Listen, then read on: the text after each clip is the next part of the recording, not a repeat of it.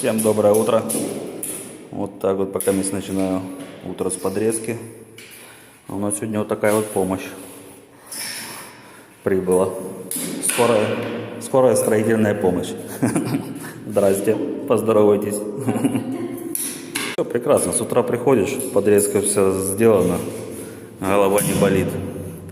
То обычно встаешь утром, подрезать, ложить, и на работу ехать не хочется. А так раз уже все готово, в удовольствие работаешь. Так что, ребята, берите на вооружение, когда разлаживаешь на сухую все. Очень упрощает жизнь чисто эмоционально.